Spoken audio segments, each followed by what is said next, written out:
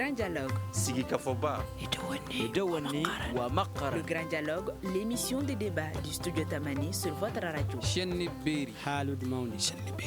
Kafoba. Le grand dialogue. 18 août 2020, 18 août 2024, cela fait donc 4 ans que le régime d'Ibrahim Boubacar Keïta a été renversé par des militaires. Réunis au sein du CNSP, Comité national pour le salut du peuple, mis en place au lendemain du coup d'État, ces militaires justifiaient leur action par la détérioration de la situation sécuritaire, la mauvaise gouvernance politique et économique. 4 ans après, comment se porte le Mali? Les préoccupations des Maliens sont-elles prises en compte? Quels sont les défis et perspectives pour le futur du Mali? On en parle dans ce numéro du Grand Dialogue avec 3 invités. Sékou Niamé Bathily, chargé de communication au sein du RPM. Boulan Baro, membre du directoire du parti SNID, Congrès national d'initiative démocratique. Dr Ahmadou Touré, chercheur en sciences politiques, paix, sécurité au Mali. Je suis Mariam Maïga, auditeur, téléspectateur et à nos amis qui nous suivent sur les réseaux sociaux. Bonsoir à toutes et à tous et bienvenue. Le grand dialogue. Sur la situation sécuritaire évoquée comme principale raison du renversement du régime d'Ibrahim Boubacar Keïta, qu'est retenir de la gestion de la situation sécuritaire durant ces 4 ans de transition? La première question est donc adressée à Boulan Baro, membre du SNID. Merci beaucoup. Je salue tous ceux qui nous suivent en ce moment. Permettez-moi aussi d'avoir une pensée pieuse pour tous ceux qui, à travers cette crise, ont perdu la vie. Et de là aussi, avoir aussi une pensée pour les victimes des récentes inondations que le Mali vient de connaître. Effectivement, en vouloir faire, pas le bilan, mais à rappeler aux uns et aux autres les objectifs que les uns et les autres se sont fixés après la chute du régime d'Ibrahim Boubacar Keïta, n'est pas cité l'action, les activités politiques que les M5-RFP a engagées avant l'intervention des militaires ne me paraît pas trop juste. Il faut situer l'intervention des militaires dans un contexte sociopolitique qui a précédé la date du 18 août. Cela me paraît extrêmement important. Alors, de ces faits, les objectifs politiques et sociaux que les M5 s'étaient donnés pour engager une lutte révolutionnaire permettant d'aller vers un changement de gouvernance, nous ont conduit malheureusement à la chute du régime. Sans quoi, certaines solutions avaient été proposées pour ne pas aller à l'extrême. Mais ces solutions n'ont pas suivi d'écoute attentive et nous avons été obligés d'aller vers la rupture totale. C'est ce qui marque la date du 18 août 2020. Les objectifs majeurs qui sont fixés, effectivement, vous l'avez si bien dit, principalement, c'est la question sécuritaire. La présence des forces étrangères sur le sol malien, qui sont venues, soi-disant, pour nous aider. Le Mali était sous tutelle onusienne. Donc, on n'avait pas notre autonomie politique de décision. De ces faits, aujourd'hui, nous constatons que nous sommes parvenus à se soustraire de ce tutelle onusien et remercier les forces étrangères qui sont venues, entre guillemets, nous aider, mais que leur présence a créé plus de problèmes que de solutions. C'était un atout. Et aujourd'hui, nous avons renforcé la capacité opérationnelle de l'armée. Nous avons récupéré des villes, notamment Kidal, qui était devenue une zone interdite pour les autorités maliennes. Donc, de façon globale, sur le plan sécuritaire, il y a des efforts à faire, il y a des efforts qu'il faut continuer à faire, mais de façon globale, sur le plan sécuritaire, l'espoir est permis. Nous osons espérer que dans les années à venir, dans les mois à venir, les choses vont s'améliorer progressivement, mais tout en tenant compte de la situation géopolitique internationale. Parce que quand on n'a pas la maîtrise des enjeux sur le plan international, on va penser que rien n'a été fait. Mais les contextes changent d'un moment à un autre moment. Les contextes changent des acteurs, en fonction des acteurs aussi. Donc ce qui fait, sur le plan en matière de sécurité, nous avons mis l'armée en confiance et à travers les actions de l'armée, le peuple malien est mis en confiance. Tout ce qui avait été dit comme quoi nous ne sommes pas en mesure de le faire seuls, mais Dieu merci, aujourd'hui, nous sommes en train d'engager des victoires sur les forces du mal. Sekou Niamé Bathily, je me dirige vers vous. Il a dit tout à l'heure, des attentes ont été comblées, notamment certaines villes ont été reprises, l'armée s'est installée un peu partout dans le pays et surtout les militaires étrangers qui étaient là sont partis. L'armée a pris également la sécurité de la nation seule sur le terrain actuellement. Est-ce qu'on peut dire aujourd'hui que cette transition a pu combler les attentes du Malien lambda concernant la situation sécuritaire? Vous savez, sur ces arts de sujet, très généralement, je préfère être mesuré. Allons dans la mesure donc. C'est vrai que nous, à notre niveau, le parti a fait plusieurs communiqués pour saluer les actions de l'armée, surtout le renforcement de l'outil de défense nationale. Là, c'est une réalité. Moi, je voudrais qu'on salue surtout la poursuite des efforts de nos autorités dans le sens du rééquipement de l'armée. Ça, c'est une réalité, parce qu'il faut retourner un peu en arrière. Mais faire de telle sorte que cela a commencé aujourd'hui sur cette transition, c'est nier aussi l'évidence. Il y a eu des efforts avant, des efforts que nous devons saluer. D'abord, je me rappelle encore, après le coup d'État de 2012, quand le président Ibrahim Boubacar Keïta venait au pouvoir, chacun au Mali savait les conditions de nos forces de défense et de sécurité. Plusieurs militaires, souvent, certains aimaient citer 5 à 7 militaires partageaient un seul fusil. Les militaires n'étaient pas bien habillés, bien équipés. Les militaires le moral n'était pas au top, n'était pas requinqué.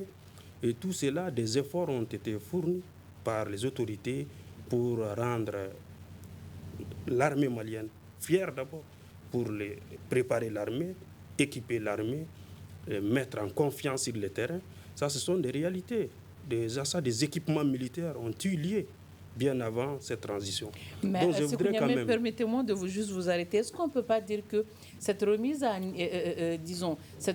niveau est en hausse davantage? Exactement, c'est pourquoi j'ai dit... Parce qu'aujourd'hui, on peut dire que le Mali même fait des interventions dans les pays frontaliers. Non, vous me laissez continuer. Alors, c'est pourquoi j'ai parlé de poursuite des efforts. Okay. Ça veut dire qu'il y en a eu sous cette transition.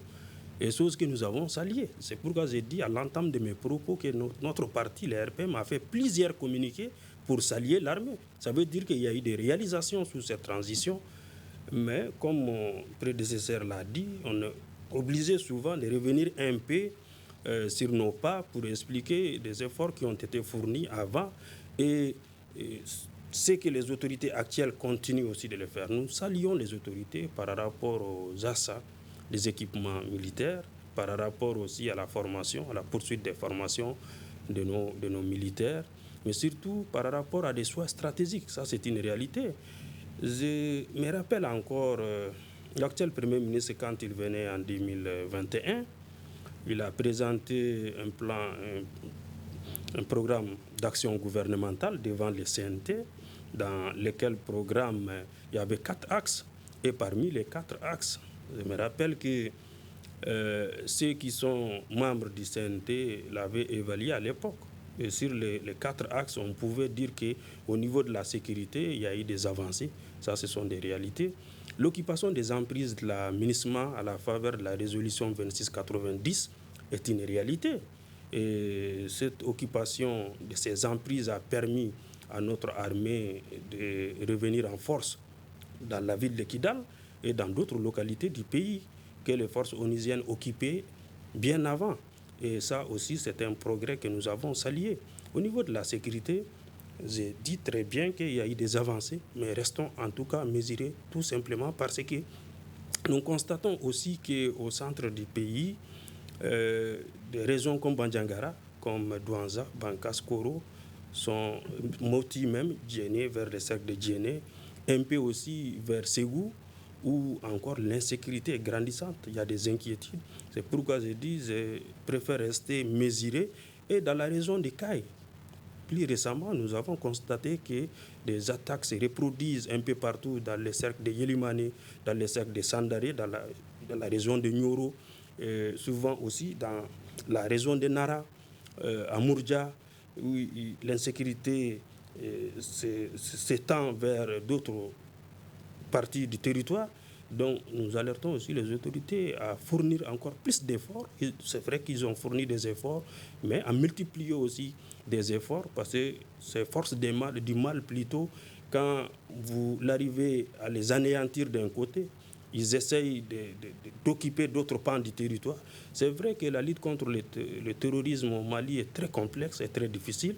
Nous encourageons nos forces de défense et nous rendons hommage à ces vaillants militaires qui sont au combat, et aussi prier pour le repos éternel des l'âme de tous ceux qui ont subi cette insécurité. Bachili, nous allons rester dans la mesure toujours et vous garder la parole.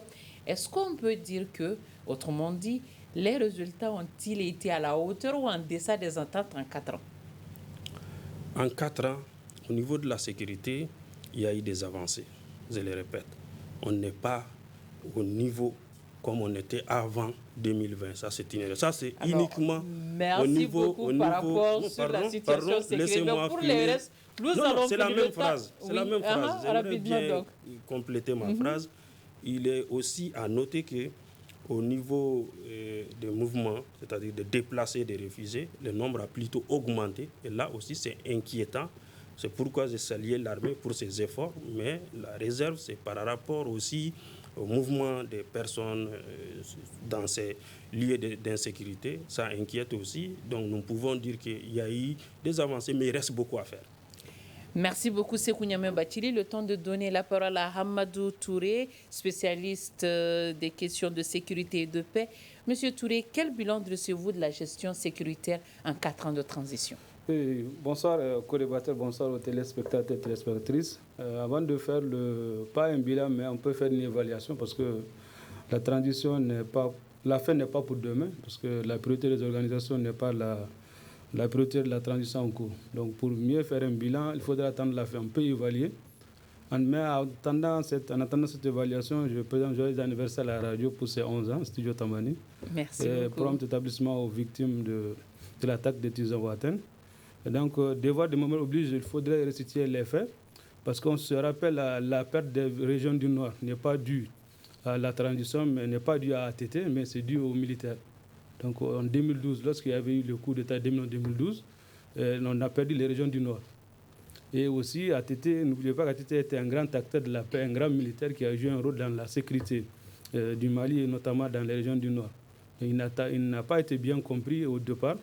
Et aussi, quand on dit que la présence des forces étrangères a déplacé l'insécurité du Nord au centre, or qu'on se rappelle que l'intervention de la force Barkhane ou force Serval, c'était à Konda. Donc l'insécurité avant l'intervention des forces étrangères était déjà au centre. Maintenant, concernant le bilan ou l'évaluation de la sécurité, on peut dire qu'il y a eu des avancées, notamment dans la reconquête territoriale des emprises de la MINUSMA, notamment à Kidal, mais cette reconquête territoriale n'est pas effective sur l'ensemble du territoire. Pour rappel, nous avons le cas de Tinzaouaten, qui est un cas spécifique. Tant que Tinzaouaten et l'ensemble des villes frontalières du côté algérien n'est pas sous contrôle total des FAMA, on ne peut pas dire qu'on a notre reconquête territoriale dans ce domaine. Mais d'une façon très générale, il n'y a pas un endroit ou un point stratégique sur le territoire où des groupes armés peuvent l'occuper. Donc on peut dire que tout simplement, il y a un problème d'extension ou l'expansion de l'autorité de l'État. On libère les zones et après, certains groupes qu'ils peuvent occuper. Donc on a l'entier mouvement, on a l'autorisation, on a la capacité militaire d'aller partout où on veut sur le territoire, sauf à Tinzaouaten. Donc tant qu'on n'a pas Tinzaouaten, notre reconquête territoriale, les objectifs dans ce domaine ne seront pas atteints. Et spécifiquement, si on veut aussi évaluer, faire le bilan ou évaluer les réformes, notamment dans le domaine de la sécurité, il y a eu des avancées notoires, notamment, il ne faut pas qu'on oublie l'accord de défense que le Mali a eu a établi ou signé avec la Russie qui nous a permis d'avoir des équipements militaires de dernière génération. N'oubliez pas aussi qu'il y a l'AES avec la force conjointe de l'AES qui intervient dans des domaines spécifiques où il faut faire des patrouilles mixtes, où l'armée malienne peut ou pourrait intervenir de l'autre côté. Donc, d'une façon générale, on peut dire aussi que la sécurité à 100% n'existe pas. Donc, il faudrait que les gens comprennent que bien que l'armée a la capacité ou a les moyens d'action, les actions, bien les tensions qui se passent actuellement au niveau du centre, moi, à mon niveau, pourraient être des distractions des forces ou des attaques sous forme d'une guerre asymétrique, notamment dont parlait Bachili, notamment à Yelemani ou bien à Léré, etc. Donc, c'est juste pour dire que dans notre guerre, ce n'est pas une guerre où il y a eu des affrontements, où il y aura des affrontements directs. Donc, l'armée fait de son mieux, mais pour distraire nos forces, une journée, on peut subir 4 ou 6 attaques. Et l'armée aussi ne dit pas tout, parce qu'il y a des attaques qu'on ne parle pas, mais ce qui circule sur les réseaux sociaux. Donc, c'est pour dire que pour que nous puissions dépasser cette étape nécessaire, mais qui va certainement durer 5 à 10 ans ou plus, qu'est-ce qu'il faut? Il faut une union sacrée autour de l'armée, et que l'armée est la seule au Mali qui, à mon niveau, peut ou pourrait qui fait l'unanimité. Sinon, tout le reste est divisé. Que vous prenez, les partis politiques sont divisés, la société civile, n'en parlons pas, les organisations les jeunes. Il y a trop de tensions inutiles, moi, à mon avis, qui nous distraient. Et quand on est à Bamako, on n'a pas l'impression que le Mali est en guerre, ou l'insécurité, ou les attaques continuent au nord. Donc, pour revenir sur ce point, la sécurité existe, mais les difficultés, les défis restent. Notamment, la libre circulation des personnes et des biens, notamment dans les régions du nord, se pose. N'oubliez pas qu'avec la réprise des hostilités à Tinzaouaten, les régions du nord sommes dans un blocus à ciel ouvert. En termes d'arrêt alimentaire, notamment à Gao, Tombouctou, rien n'entre, rien ne sort, parce que ces régions sont notamment fournies en termes de sécurité alimentaire par l'Algérie ou soit par la Mauritanie. Donc un bilan acceptable, mais les défis restent à relever. D'accord, un bilan contrasté d'une... Je ne parviens pas à prononcer. Contrasté. Voilà, non, contraste. Contraste. Donc, voilà, un bilan qu'on va dire un tout petit peu oui, non, en même temps. Oui. Mais vous l'avez tantôt dit, trop de tensions qui distraient, l'embargo sur certaines voies, certaines villes, voilà. Ouais. Également, des défis sécuritaires sont énormes. Donc. Mais il y a également cette option qui tourne à chaque fois et qui est de négocier avec certains, les groupes armés. Est-ce qu'aujourd'hui, une question tour de table, cette option est possible dans notre pays, dans l'état actuel, M. Touré? Oui, on peut, parce qu'on a toujours dit que la guerre seule ne suffit pas. Parce que pour faire la paix, il faudrait avoir la stabilité des institutions. L'instabilité est un facteur de déstabilité. Parce que tant qu'on n'a pas d'institutions stables, tant qu'on ne négocie pas, on ne pourra jamais mettre fin à la guerre. Comme je l'avais dit, on a raté 2 options. L'accord d'Alger qui est parti en éclat. On a organisé les DIM, dont les résultats, on avait tout simplement dit que la montagne avait accouché d'une souris, parce que tout simplement, le dialogue intermalien aurait dû être l'occasion pour les Maliens de discuter sans passion, sans émotion, sur des discussions basées sur la raison, pour mettre fin définitivement aux velléités d'indépendance du Nord, gérer les difficultés en matière de déséquilibre de développement. Parce que pour dire que le Nord et le Sud, il y a vraiment un déséquilibre en matière de développement sur toutes les infrastructures, sur tous les plans. Donc, qu'est-ce que le dialogue aurait dû faire? Appeler les belligérants, négocier avec eux, trouver des terrains d'entente, mais tel n'a pas été le cas. Mais heureusement, dans les recommandations du dialogue intermalien, qu'est-ce qui a été dit? Dans les recommandations, on a exigé à l'État d'aller vers le dialogue. De dialogue même avec les groupes radicaux, souvent de dialogue doctrinal. Là, c'est compliqué. On a même dit de négocier avec les touristes. Il y a l'autre, Haïdara aussi, qui vient s'ajouter au lot pour dire que vraiment, il faut aller au dialogue. Parce que la guerre a ses limites. Je donne un exemple. Il n'est pas facile au nord qu'on combatte les leaders, ou bien les leaders, les belligérants, ou à que leurs familles acceptent de revenir. C'est très difficile. Surtout que notre système familial, c'est des pâtirages. Donc chaque leader a derrière lui sa famille, derrière lui ses amis. Et notamment pour mettre fin à cette guerre, comme depuis 1960, toujours les mêmes problèmes, les mêmes rébellions, 10 ans, 15 ans, coup d'État, 10 ans, 15 ans, rébellion. Donc pour mettre fin définitivement à ce problème, il faut qu'on ait le courage de s'accepter, surtout ce qu'on appelle la règle conduite, la règle d'or en matière de conduite qui est la tolérance mutuelle. Qu'on s'accepte de se pardonner, de s'asseoir et surtout de discuter. Par exemple, des cas spécifiques du Nord, qu'est-ce qu'il est possible de faire maintenant? ceux qui sont sous mandat de dépôt ou sous son mandat d'arrêt peuvent venir faire face à la justice, quitte à la justice de voir comment les mécanismes de renégocier leurs peines. Je ne vais pas m'y dans les devoirs de justice, mais ils peuvent venir se mettre maintenant. Et le reste, les déplacés et les réfugiés, d'impliquer les pays voisins tels que l'Algérie ou la Mauritanie, de faire en sorte que nos parents, nos réfugiés ou ce qu'on appelle les équipes de police puissent revenir. Donc pour résumer à la réponse à cette question, on peut notamment continuer la guerre parce qu'un État qui va négocier en position de faiblesse aussi n'est pas un État. C'est-à-dire que l'État devrait s'imposer d'abord. Et on a dit en politique, seul l'État a la force légitime d'utiliser la force létale. Seul l'État a le droit de porter les armes sur le territoire. Il n'y a pas deux armées. Donc l'État occupe le territoire. En ce moment, on pourrait négocier avec ceux qui peuvent venir. Donc on ne peut pas faire la guerre 100% sans les actions de négociation. C'est pour ça que j'avais toujours dit que les œuvres sociales du président de la transition, c'est bien, mais il devrait doser par une ouverture sous forme de dialogue social. Alors, on ne peut pas, d'après ce qu'il vient de dire, négocier en position de faiblesse. Est-ce qu'aujourd'hui, M. Barrot, on ne peut pas dire que le Mali, surtout la montée en puissance dont on parle, fait qu'aujourd'hui, on peut aller vers cette option-là? Non, je ne sais pas. Il faut qu'on se pose la question. Il s'agit de négocier avec qui? Parce qu'aucun État n'est obligé de négocier avec ni des terroristes, ni avec des rebelles. Ça, c'est aucun État. Mais même si certains groupes armés sont des enfants égarés, comme les gens le disent souvent, des enfants égarés de la nation qu'on peut appeler toutefois à la raison. Pour les bonnes fois, ils doivent commencer à déposer les armes. Depuis la signature de l'accord dit d'Alger, on a fait 7 ans déjà, ils ont refusé de déposer les armes. Quand les gens détiennent les armes face à toute une nation, la meilleure façon d'exprimer, de montrer leur bonne foi, c'est de déposer les armes et on engage les négociations. Mais ils étaient de mauvaise foi. Pendant 7 ans, nous sommes restés dans cet accord-là. Les préalables, c'était de déposer les armes. Ils ont refusé de déposer les armes. La meilleure façon pour l'État, il faut s'imposer par la force. On ne peut pas encourager ces genres de choses. Personne ne peut exiger à un État de négocier avec une rébellion.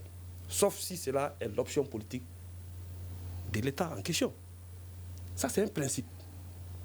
Maintenant, quand les gens prennent des armes aux motifs qui sont égarés, 1 année, 2 ans, 3 ans, 4 ans, 7 ans, non, je pense qu'il y a matière à se poser la question. Surtout qu'on fait la confusion entre ceux qui sont... On n'arrive pas à faire le distinguo entre ceux qui sont rebelles et ceux qui sont terroristes. Depuis la reprise des 3 régions du Nord, ils se sont mis ensemble pour occuper ces 3 régions. On ne peut pas faire le distinguo entre un groupe rebelle et un groupe terroriste en 2012, quand ils occupaient les régions du Nord.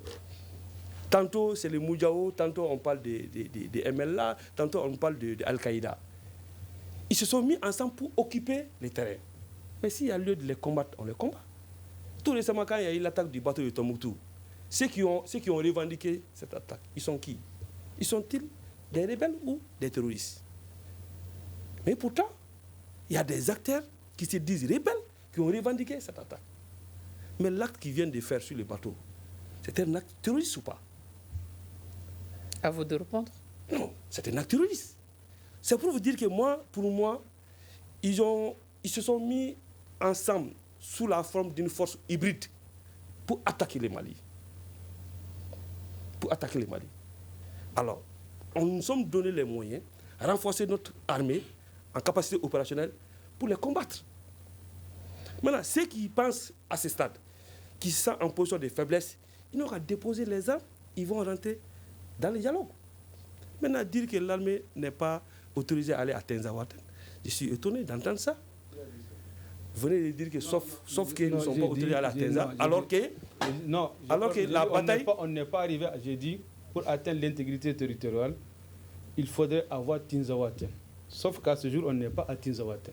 Il dit la région territoriale. Nous sommes autorisés à aller quand même. Non, je ne parle pas de... Il dit peut-être la maîtrise, que je comprends. D'accord. Moi, je crois savoir... Une minute, on va juste... cette parenthèse là, monsieur Touré, s'il vous plaît. J'arrive. Il va juste éclaircir ça et puis vous prenez la parole, monsieur Barrot. La récolte territoriale n'est pas à 100% aujourd'hui, tout de suite.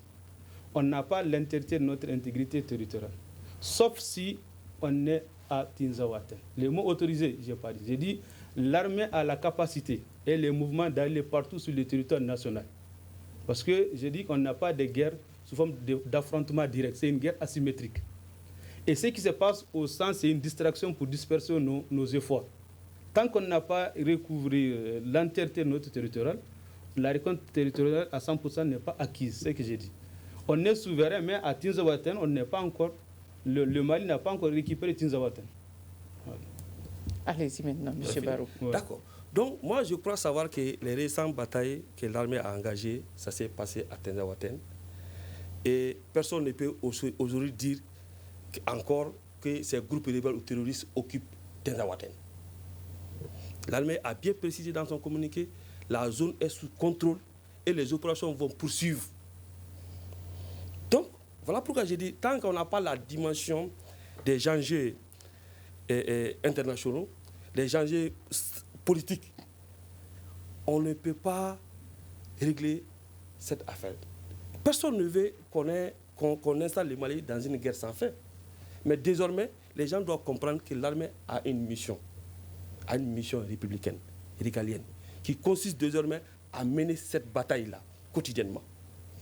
Et cela ne doit pas être confondu aux actions politiques ou à l'autre gouvernance. Nous devons continuer à renforcer la capacité opérationnelle de l'armée, mettre l'armée en confiance, amener le peuple malien à soutenir son armée, coûte que coûte, vaille que vaille. Maintenant, ceux qui pensent qu'il faut renoncer à la rébellion armée, ils n'ont qu'à déposer les armes, ils ont des canaux qui les permettent de revenir. Maintenant, ceux qui ont des mandats de recherche, qui ont lancé des mandats de recherche, ils doivent venir se soumettre aux exigences de la justice. C'est après justice qu'on pourra voir ce qu'il y a lieu de faire. Maintenant, là où ils sont, au lieu de respecter leur bonne foi, ils sont en train de créer des velléités, encourager les gens à continuer dans cette bataille armée qui, à mon avis, n'est pas un comportement de bonne foi. Donc, de ces faits, j'ai dit clairement que l'armée est en capacité d'opérer sur tout l'état du territoire national. Et de ces faits, aucune autre force ne pourrait interdire l'armée d'intervenir là où l'armée souhaite intervenir. Monsieur Barrow, merci. On aura compris. Vous n'êtes pas d'accord avec cette option de négocier avec les groupes armés parce que pour vous, rebelles et terroristes aujourd'hui sont confondus quand on prend en exemple l'attaque du bateau Tumboutu. Est-ce que vous êtes d'avis ou bien pour vous également, cette option est possible d'aller négocier avec les terroristes, M. Niamé? Sekou Niamé Bathily. Moi, j'estime d'abord que l'option militaire à elle seule ne peut pas prospérer. Aucun conflit, aucune guerre au monde n'a fini par les armes. Ça finit toujours par le dialogue. C'est parler entre nous. Maintenant, ce que je ne comprends pas dans la démarche surtout gouvernementale, c'est le fait de réunir les Maliens lors des forats et que les peuples, selon eux, ceux qui ont pris part à ces forats, font des recommandations, mais après et que ces recommandations sont remises en cause par les mêmes gouvernants. C'est de l'incohérence dans la démarche. Je me rappelle encore les accords de Ouaga, bien avant le régime IBK, avait recommandé à aller vers le dialogue 60 jours après les élections présidentielles. Sous IBK, la conférence d'entente nationale a recommandé le dialogue avec non seulement le groupe rebelle, mais les groupes armés tout court. Après, le dialogue national inclusif a recommandé ces mêmes dialogues. Les assises nationales de la refondation, en fin 2021 au Mali, sous cette transition, a recommandé, et d'ailleurs, les autorités nous rappelaient à chaque fois que les recommandations des assises nationales de la refondation sont contraignantes. Et après, le DIM récemment, le dialogue national, le dialogue intermalien bien sûr, aussi a fait des recommandations à aller vers le dialogue. Après, tous ces milliards investis dans ces forats et qu'on vienne remettre ça en cause, poser la même question si on doit aller au dialogue ou pas. Moi, je ne comprends pas. Ça veut dire qu'on réunit les Maliens pour les faire parler, mais après, c'est de façon sélective, on met en œuvre les recommandations. Je ne comprends pas. Aujourd'hui, j'estime que l'armée fournit des efforts. Et la poursuite des opérations militaires pour la sécurisation du territoire national est une réalité et doivent continuer. Mais à côté, nous devons être capables aujourd'hui de mettre en place aussi un dispositif de dialogue entre nous. Et d'ailleurs, récemment, M. Touré l'a dit, le président du Haut Conseil, le Haut Conseil islamique du Mali, Haïdara, a aussi fait la main tendue pour demander à aller dialoguer. Mais c'est vrai que dans les dialogues aussi, il n'est pas dit qu'on va dialoguer avec tout le monde. Il y en a qui sont disposés peut-être à dialoguer. Nous pouvons aller vers eux. Ils peuvent revenir à la République. Il y en a qu'on peut aussi récupérer. Ça, c'est une réalité. Mais il y en a aussi qui sont irrécupérables. On le sait aussi, dans un dialogue, ça se passe toujours comme ça. Mais c'est camper sur une position. Ne pas vouloir, je ne pense même pas que ce soit la volonté du président de la transition de se camper sur une position. Mais, de par son gouvernement, quand le dernier meeting du Premier ministre, on le suit, on voit que le gouvernement n'est pas dans cette logique-là. Or, aujourd'hui, nous devons être capables de concilier les dépenses, c'est-à-dire poursuivre les opérations pour sécuriser le territoire national, parce que l'objectif, la mission de l'armée, c'est la défense nationale, la défense du territoire. Personne ne peut demander à l'armée d'arrêter de sécuriser le territoire. Ça va poursuivre.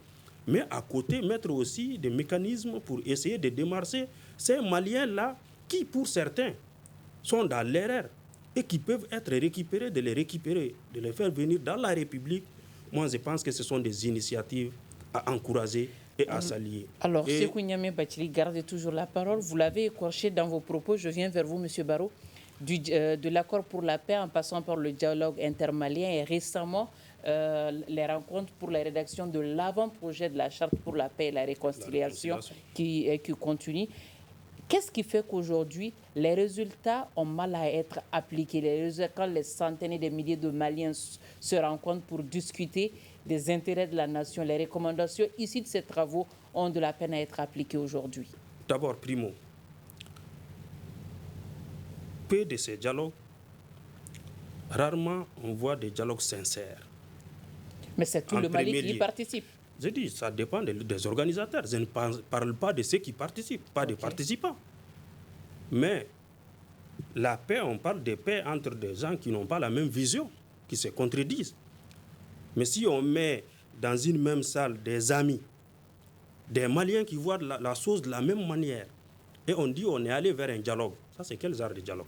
C'est ceux qui disent non à la République aujourd'hui, qu'on doit faire tout pour les amener sur la table du dialogue. C'est ça un dialogue sincère. Ça, c'est le premier point. En second lieu, aussi, les recommandations, leur mise en œuvre, c'est sélectif. Nous le savons. C'est sélectif. Toujours, le gouvernement prend ce qu'il veut dans les recommandations. Et souvent, même, ils peuvent même aller dans des violations des recommandations. S'en fout. Je me rappelle encore beaucoup de points des assises nationales de la refondation où le gouvernement devait très rapidement aller vers leur mise en œuvre. Ça a pris du retard de façon volontaire, on le sait. Donc moi, je pense aujourd'hui, nos dialogues ne sont pas sincères. Nous les organisons, nous mettons l'argent du contribuable dedans, mais par fini, le résultat est connu d'avance, avant même les dîmes, avant les assises nationales de la refondation, nous avons alerté. D'ailleurs, c'est la raison pour laquelle on n'en a pas pris part. Parce que nous avons demandé à rencontrer le président de la transition pour être sûr que ces dialogues, l'objectif de ces dialogues, de ces assises, n'est pas de prolonger la transition. Et nous avons douté de ça et ça a fini par ça. On nous dit, la technique me fait signe qu'on a 10 petites minutes pour clore cette émission.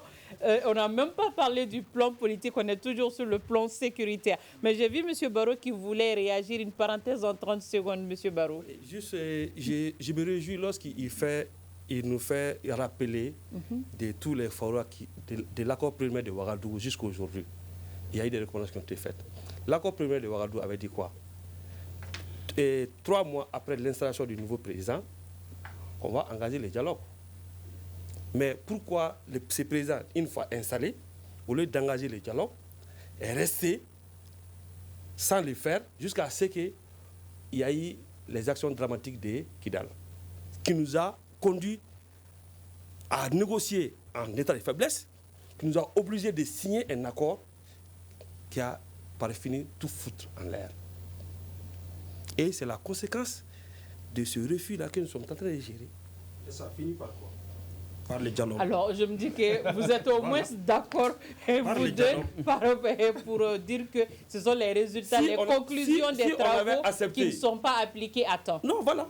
D'accord. Maintenant, on va parler du plan politique rapidement. C'est 8 petites minutes qui nous restent à présent. Les autorités de la transition ont décidé, par exemple, de se retirer de la CEDEAO et se mettre en confédération avec certains pays, notamment en créant l'Alliance des États du Sahel, l'AES, avec le Burkina et le Niger. Il y a eu également la suspension des partis politiques et associations. Et des hommes politiques également ont été arrêtés. Il y a eu ces temps-ci également la brouille avec l'Ukraine. Sur le bilan de la gestion politique, que retenez-vous? Je commence par vous, Amadou Touré. Bon, sur pas bilan, mais parce que oui. pour parler de bilan, que retenez-vous quand même? C'est pas pour demain. C'est pas demain. Bon, on ne sait pas. Peut-être que ça peut être demain, parce que jusqu'à présent, le délai n'est pas précis. N'est pas précis parce qu'il n'y a aucun signe. Bon, on peut parler, ce qu'on peut retenir, c'est que c'est le président Assimi qui sort un peu renforcé au plan politique. Et qu'est-ce qu'on retient? On retient qu'il y a plus de notions de souveraineté à travers les 3 principes qui sont actés dans la Constitution.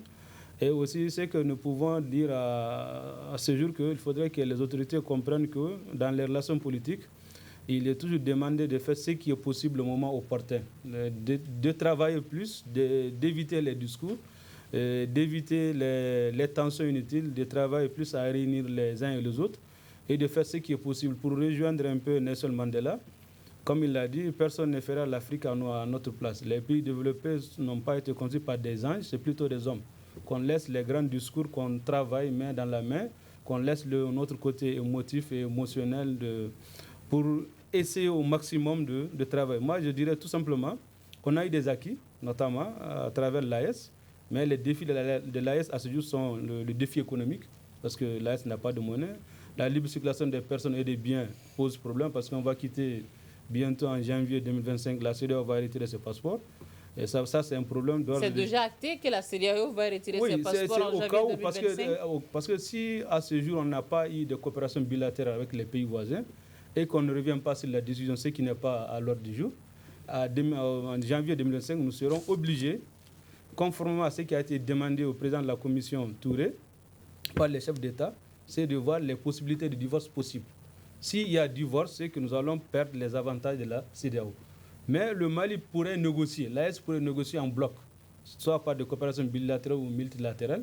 Mais à ce jour, nous, même nos cartes NINA, c'est des cartes CEDEAO. Donc nous sommes vraiment pas dans un pessimisme, mais on espère que d'ici là, ils vont Comme vous l'avez dit, on peut discuter des éventualités, des modalités du divorce. Boulan Baro, est-ce que l'évolution de la chose politique dans le pays, elle est rassurante par la transition? Non, moi je ne suis pas trop rassuré par rapport à l'engagement de nos camarades politiques. Franchement, il faudrait le dire.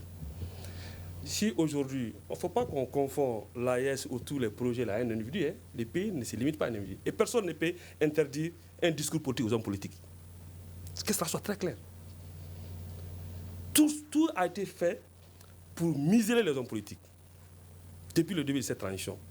Mais nous sommes restés égaux à nous-mêmes. Et personne ne peut nous mettre dans les placards. Que ça soit très clair. Ça s'est fait avec les hommes politiques. Pour l'avènement de cette transition, les hommes politiques se sont engagés. Et nous allons continuer à nous engager. La transition n'est pas personnalisée. Et elle ne sera pas personnalisée. C'est des visions politiques qui sont exprimées pour exiger les changements. Et nous allons y veiller. Nous allons nous battre, on ne va pas se décourager. Aucune tentative de sabotage de l'action politique ne va prospérer ici, que ça soit très clair. Maintenant, je suis étonné qu'on ne parle pas trop du léger report que nous avons lancé pour marquer la fin de la transition. De façon souveraine et autonome, nous avons dit que nous allons tenir les élections à une date précise. Le début de la transition, c'était 18 mois. Les gens ont tâtonné pendant 9 mois, ils n'ont plus rien apporté. Lorsqu'il y a eu la rectification, nous avons pu donner un sens et un contenu à la transition, un sens et un contenu politique à la transition. Nous sommes partis sur la base de 2 ans. Ces 2 ans ont fini. On nous installe dans une prolongation tacite. Et les partis politiques semblent s'accommoder de cette situation. C'est très grave. Alors, vous avez mis votre pied dans le plat, j'allais en parler. Est-ce que les dispositions aujourd'hui sont prises pour le calendrier électoral? Est-ce qu'on en parle? Parmi les objectifs majeurs que les M5 s'est fixés, nous, on peut se satisfaire de tous les autres, sauf la tenue des élections crédibles et transparentes. C'est à partir de là, nous constatons, il y a une année, on est en train de tourner autour de cette question, notamment la carte biométrique sécurisée, qui doit être le document électoral. Il y a des problèmes à ce niveau. On nous fait savoir que non, les Maliens refusent d'aller hériter les cartes. Pendant que beaucoup de Maliens n'ont pas encore les cartes qui sont disponibles. L'EJ nous appelle tout récemment pour dire qu'elle est prête pour les élections, mais elle ne peut pas fixer des dates. Et les partis politiques n'ont pas saisi ça pour exiger à l'EJ d'instaurer un chronogramme de dialogue périodique avec l'EJ pour qu'on puisse non seulement parler, l'EJ dit qu'elle est prête, qu'elle va nous faire sortir les fichiers électoraux dont elle dispose et qu'on parle réellement d'élections. Aujourd'hui, tout ce qu'on fait là, l'AES ou CEDEAO, le seul objectif qui reste aujourd'hui, c'est d'aller vers des élections crédibles qui vont amener la stabilité politique dans ces pays-là. Tant qu'on ne va pas vers ça, il ne faudrait pas que nous pourrons espérer que l'AES... Non, il faudrait qu'on aille vers une stabilité politique. Ça va amener... On ne peut pas voter une constitution, promulguer la constitution, et une année, on fait comme si cette constitution n'a jamais existé. Nous n'avons pas voté pour rien. Boulan Baro. Nous n'avons pas voté le oui pour rien. Boulan Baro, cette constitution sera d'application. On va poser la même question à Sékou Niamé Bathily. Comment vous voyez aujourd'hui l'évolution du calendrier électoral avec cette transition-là? Est-ce que les lignes ont bougé? Non, puisqu'il n'y a même pas de calendrier électoral. Ça, c'est un peu le problème aussi. Boulan l'a dit. Et vous savez, le non-respect des engagements pris de nos autorités lors de cette transition est une réalité. Ils l'ont combattu par le passé, mais ils font pire que leurs prédécesseurs. Sur ces plans, sur ces volets, rien n'a été fait. D'abord, une première durée de 18 mois de la transition n'a pas été respectée. Après, à travers un décret présidentiel, le président de la transition a pris 24 mois. Les autorités n'ont pas encore respecté ces nouveaux délais. Et là, nous sommes dans un saut à l'inconnu. Une transition avec une durée indéterminée. Sans compter les lots de violations des textes, y compris la Constitution et les autres textes connexes. Ce sont des réalités dans notre pays. Donc nous pouvons dire sur les plans politiques, les seules avancées que moi j'ai pu noter, c'est surtout la relecture de la loi électorale. Ça a été fait. L'installation de l'autorité indépendante de gestion des élections, ça aussi c'est une réalité. Mais à côté, il faut reconnaître que des décisions politiques d'envergure aussi ont plongé notre peuple on peut dire, dans la pauvreté, dans la précarité. Ça, c'est une réalité quand on prend les prix des denrées de première nécessité.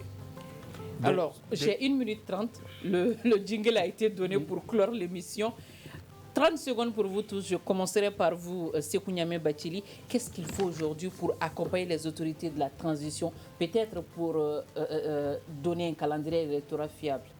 Que ce soit les calendriers ou les autres choses, moi, j'estime aujourd'hui que les autorités doivent réunir les forces vives de la nation. Et qu'ensemble, nous puissions discuter du calendrier électoral et que ce soit un bref calendrier pour sortir de cette transition qui n'a que trop duré. Mais surtout que les autorités sortent de ces discours que moi je qualifie souvent. Merci beaucoup, Sékou Niamé Bathily. Il parle de rencontres. Est-ce qu'on n'a pas fait trop de rencontres pour accompagner la transition, M. Touré? Pour dire, moi, ce que j'ai dit, tout simplement, il faut qu'on se réunisse, qu'on cesse de parler, qu'on travaille. Parce qu'on a assez parlé, assez de réunions, que les autorités aient le courage d'établir un nouveau calendrier. Sans des élections, comme je l'ai dit, l'instabilité des institutions aussi pose des défis énormes à notre pays. Est-ce qu'un calendrier électoral, une élection à la fin de cette transition peut amener la sécurité, une meilleure gestion politique, gouvernance du pays, etc., M. Barrow? Moi, au lieu de parler de calendrier, moi, je préfère parler de collège électoral. Il s'agit d'une seule élection qui va marquer la fin de la transition. De quel calendrier avons-nous besoin? Non, qu'on fixe la date des élections. sur la base des dispositions organisationnelles que l'AIS nous disait tout récemment. Qu'on fixe la date, on n'a pas besoin d'un calendrier, il s'agit de convoquer le collège électoral pour fixer la date des élections. Vouloir parler de calendrier, cela voudrait dire comme si nous devions organiser plusieurs élections. Non. Merci beaucoup. Une seule élection, la présidentielle. Pour marquer la fin de la transition et qu'on passe à la troisième dimension de la lutte et révolution du M5SP. Merci beaucoup.